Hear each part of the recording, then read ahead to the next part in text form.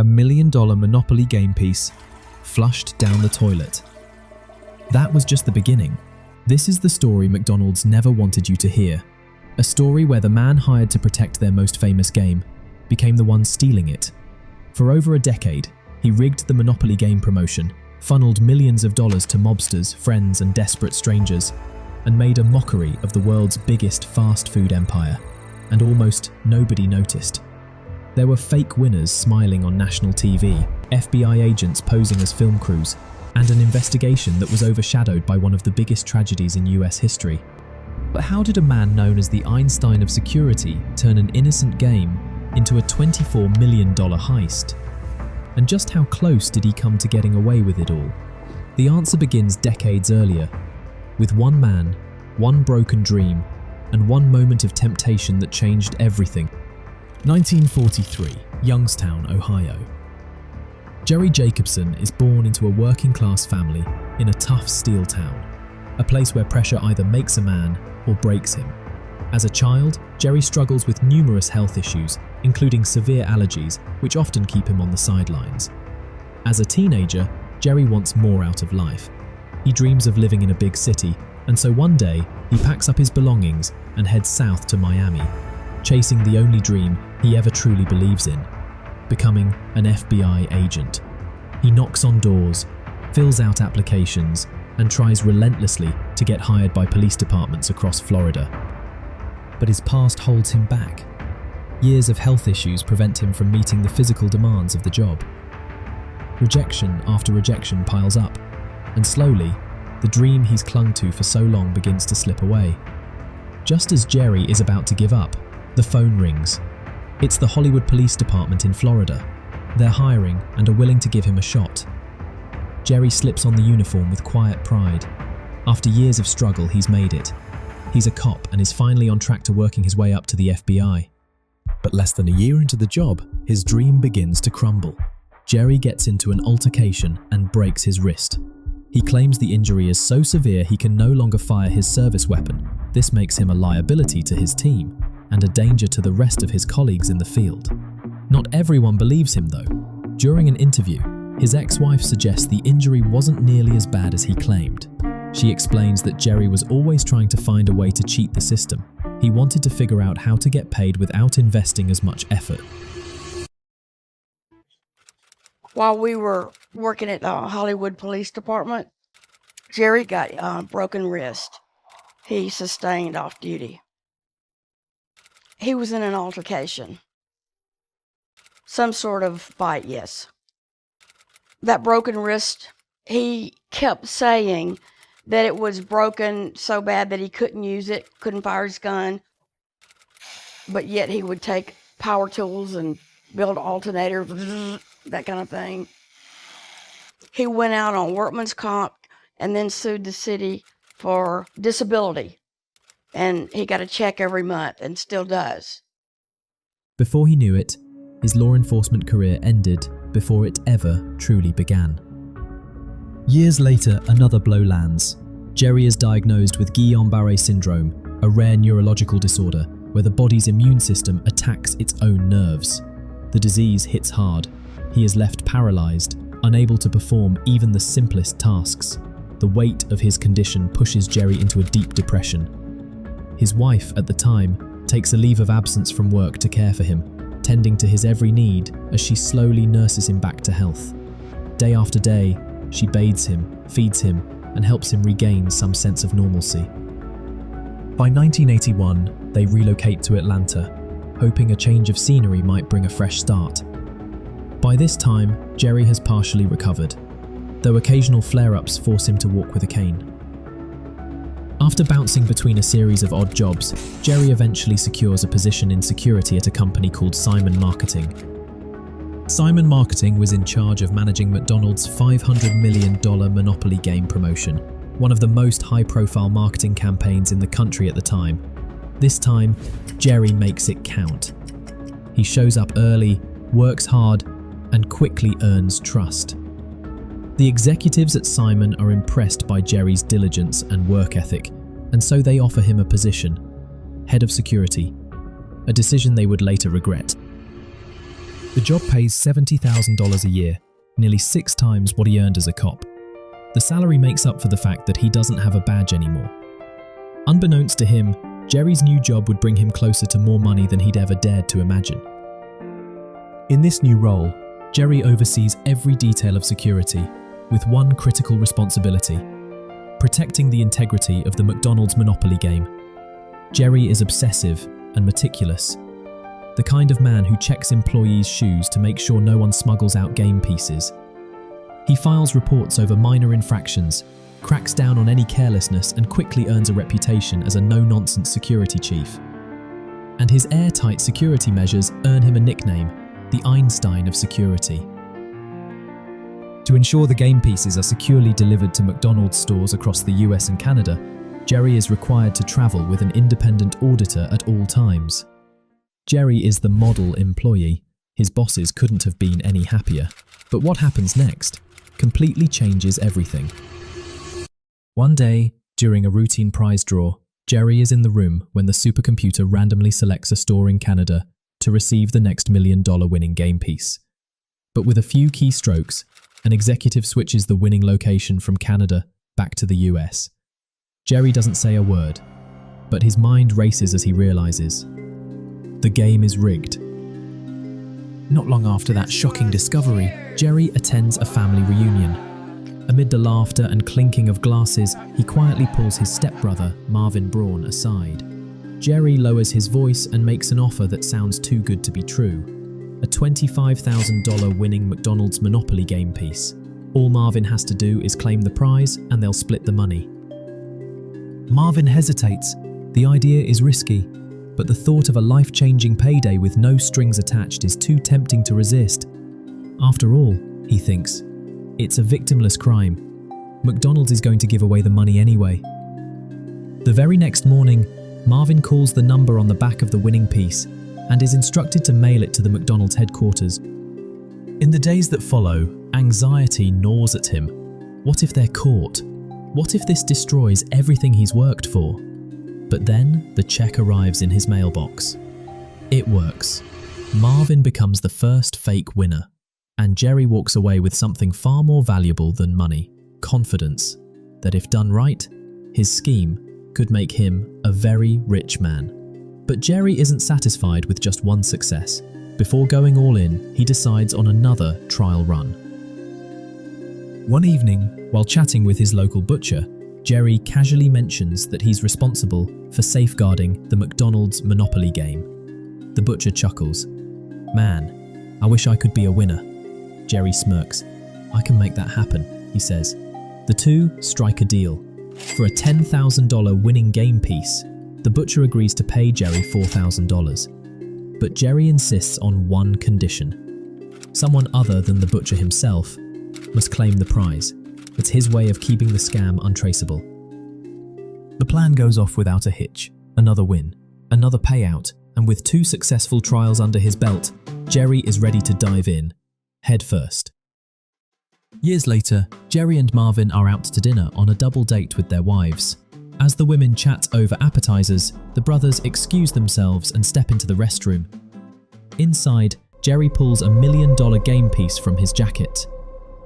"This one's for you," he whispers. Marvin stares at the envelope, his stomach turning. The thrill that once excited him is gone. Besides, he's built a successful maternity clothing business and no longer needs the money and definitely doesn't want the associated risk. "Jerry," he says firmly, "I don't want anything to do with that." But Jerry presses the envelope into his hand. Marvin sighs, opens the stall, and with a single motion, drops the game piece into the toilet. Together, they watch $1 million swirl down the drain. Here's a story that might make you feel much, much better about the human race.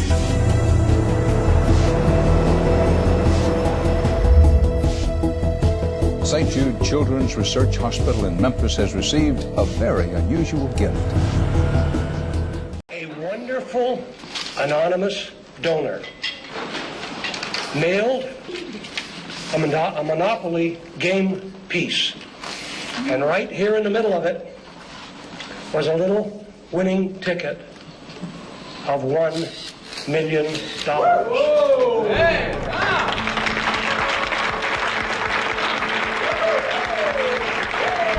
Somebody won a $1 million Monopoly game at McDonald's, and God bless him, decided to send that money to the children of St. Jude. News of the generosity spreads like wildfire. A press conference is held, cameras flash, reporters cheer. Ronald McDonald himself appears to celebrate the incredible donation. The country is moved by the story of an anonymous donor giving away $1 million prize to help children fighting cancer. The New York Times launches an investigation to uncover the donor's identity, but comes up empty. It's later alleged that Jerry decided to donate the winning piece to a good cause rather than let it expire. But while the country praises the generous gesture, 380 miles away in Atlanta, Jerry's butcher is hungry for more. This time the scheme is bigger. It involves the butcher's sister, who will drive to Maryland, stop at a McDonald's, and pretend to discover a $200,000 winning game piece on her cup of fries. Jerry will receive $45,000. The butcher and his sister will split the rest. All seems fine until one night Jerry sees a commercial. Confetti rains down on the TV screen. A smiling winner holds a giant check. It's his butcher. Jerry's blood runs cold. He grabs the phone, seething. "You live here," he shouts. "You know me!" But the damage is already done. The butcher's face is now tied to the prize money. That night, Jerry swears never to involve anyone who could trace the scam back to him. He decides to recruit winners distant from him. But there's only one problem. Where will he find them? At the Hartsfield-Jackson Atlanta International Airport, Jerry waits to board a flight. As he reads the morning newspaper, a massive man takes the seat next to him. Thick neck, barrel chest, radiating presence. His name? Gennaro Colombo. Jerry and Gennaro strike up a conversation. Gennaro tells his story. Born in Sicily, raised in Brooklyn, now running adult nightclubs, underground casinos and illegal sports betting operations in South Carolina. He's fearless and, more importantly, has ties to the Colombo crime family. He is well connected, to say the least. Gennaro brags about how he once outsmarted county officials when zoning laws banned adult establishments in areas designated for places of worship. Gennaro had purchased land in the designated area with the intention of building an adult nightclub. To get around the zoning laws, he declared his property a church and parked a billboard on the property, reading, "The Church of Fuzzy Bunnies, Mass 7 nights a week, preacher wanted."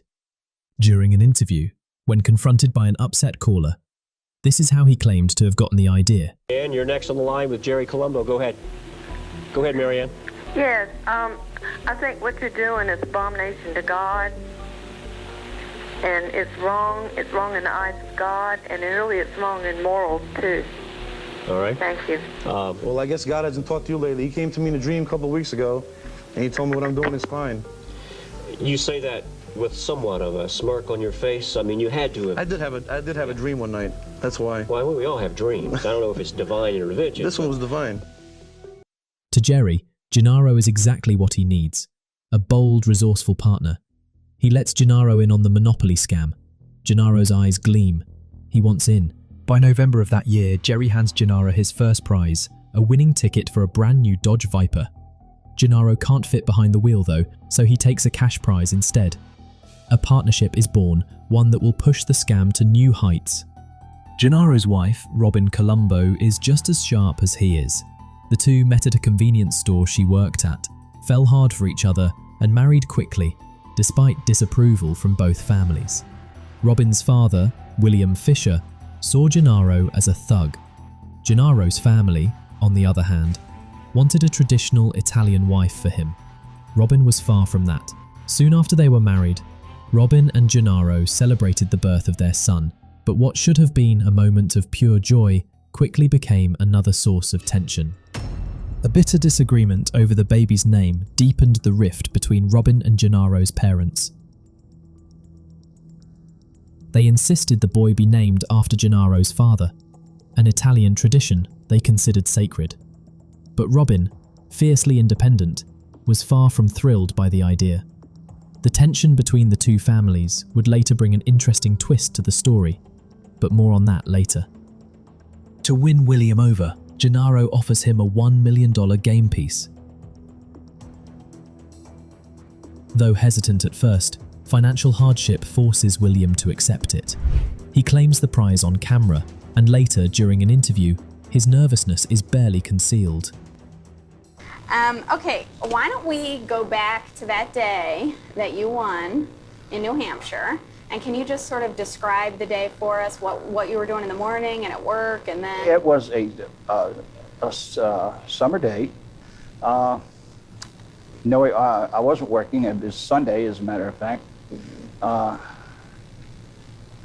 And there wasn't a whole lot of work to do, so just browsing through the Sunday paper, as I am wont to do.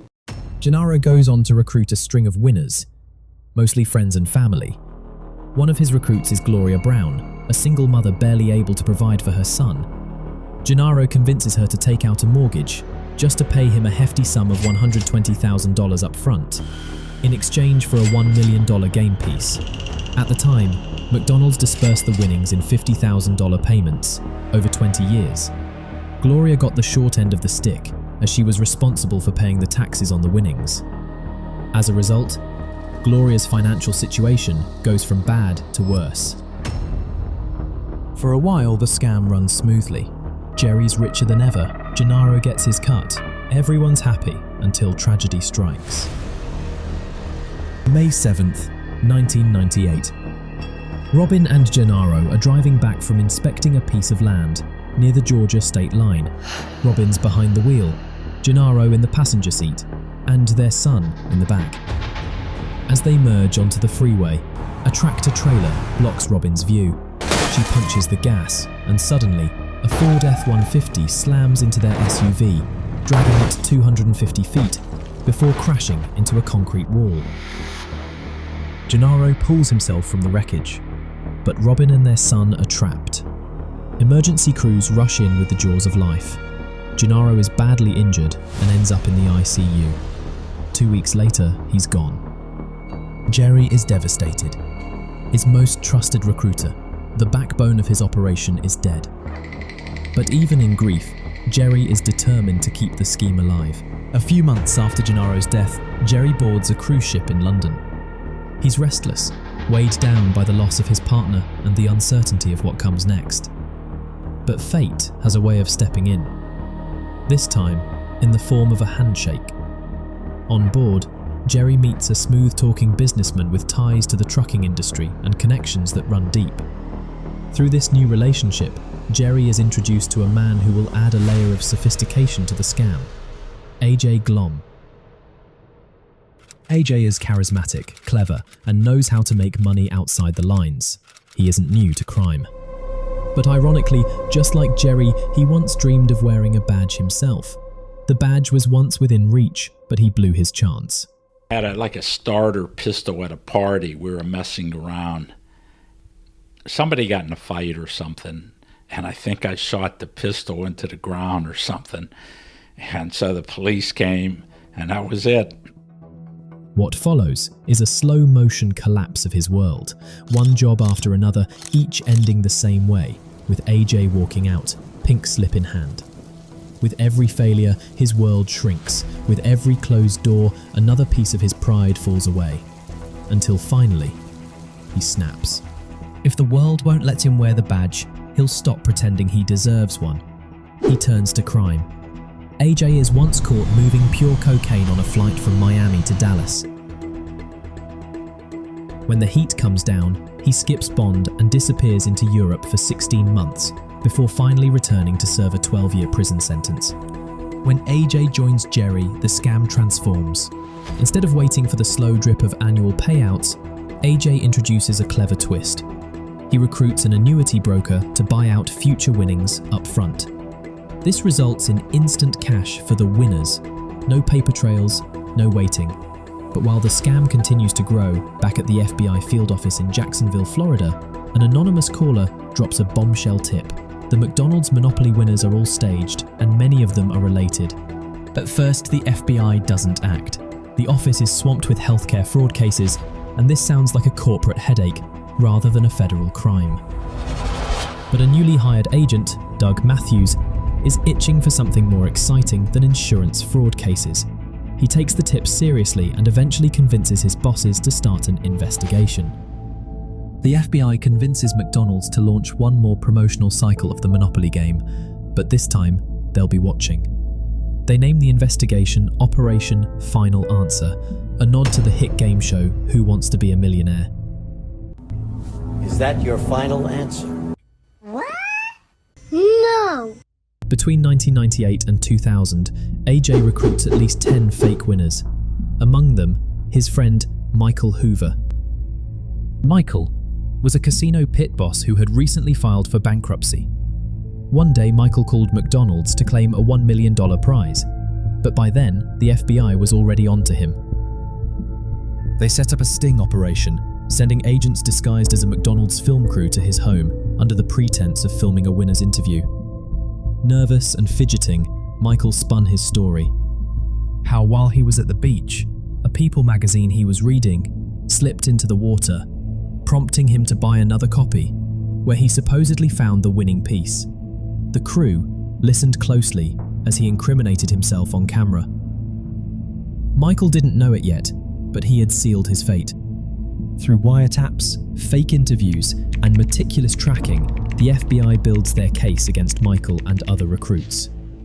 By mid-2001, they have everything they need: names, addresses, and a detailed arrest plan. The operation is top secret, but what happens next almost derails the entire investigation.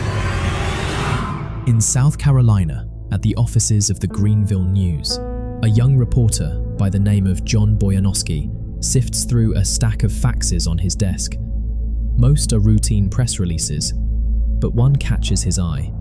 He reads it once, then again. His jaw drops. The fax contains everything: the names of suspects, addresses, and the exact dates and times of the FBI's planned arrests.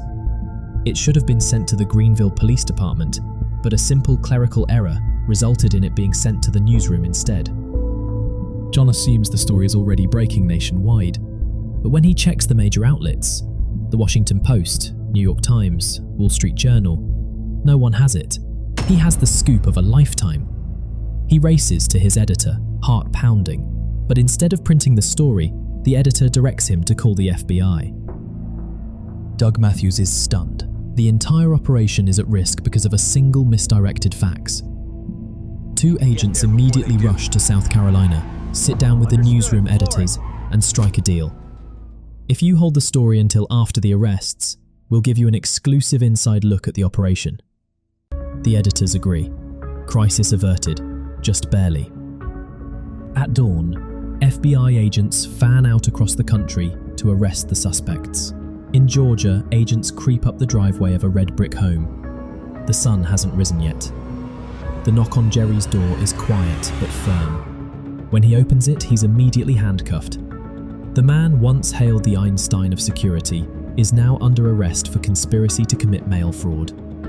News of his arrest spreads fast. At Simon Marketing, employees are stunned. How could the guy who checked our shoes for stolen game pieces be the one stealing the game, they ask. It doesn't make sense until it does. McDonald's sues Simon Marketing for mishandling the Monopoly game promotion. Simon Marketing fires back, claiming McDonald's kept them in the dark about the FBI's investigation. The dispute ends in a settlement in favor of Simon Marketing, but the damage is done. Simon Marketing's stock tumbles and is left with no choice but to shutter its doors, leaving countless employees jobless. The trial begins in Jacksonville on September 10, 2001, but the very next day, the world changes forever. Planes strike the World Trade Center, the Pentagon, and a field in Pennsylvania. America is under attack. Thousands of lives are lost. The nation is in shock. Overnight, the McDonald's Monopoly scandal disappears from the headlines. What was once front-page news becomes a forgotten footnote. The FBI's focus shifts, and Jerry fades into the shadows. The trial continues quietly. far from the public eye. One by one, defendants face the judge for their roles in the largest promotional fraud in US history. More than 50 people are convicted of mail fraud and conspiracy. Jerry is sentenced to 37 months in prison. AJ Glom gets a year and a day, along with hefty restitution. Many of the so-called winners either serve time or are forced to repay their ill-gotten gains. The question remains though, how did Jerry get his hands on the game pieces in the first place? The FBI eventually uncovers Jerry's method, but only because he confesses. It started the moment he saw Simon marketing executives tamper with the winning regions. Shortly after, he received a box mistakenly addressed to him containing tamper-proof seals, the very seals used to protect winning game pieces. During deliveries, Jerry would slip into a restroom, the one place the female auditor couldn't follow. In minutes, he would unseal the envelopes, swap the winning pieces with worthless ones, and reseal them perfectly using the tamper-proof seals. No one suspected a thing. His plan was airtight. He might still be doing it today if not for that anonymous tip. And that anonymous tip came from close to home. Recall the tension between Robin and Gennaro's family. Well, after Gennaro's death, his parents fought Robin for custody of his son. The feud turned bitter. Gennaro's own mother called the FBI and blew the entire scam wide open. As the saying goes, time heals all wounds. In the years since, Robin and Gennaro's mother have reconciled and now share a peaceful relationship. Jerry now lives quietly, out of the spotlight, and many of the recruits do too. In the end, Jerry got caught, but the damage was done, reputations ruined, lives derailed. A game meant to bring joy became a symbol of deception. This story was made possible due to Jeff Maish's investigative journalism. The HBO show McMillions, the McMillions book, and the McMillions podcast directed by James Lee Hernandez and Brian Lazate. If you want more details that I couldn't cover here, check them out. You won't regret it. All links are in the description.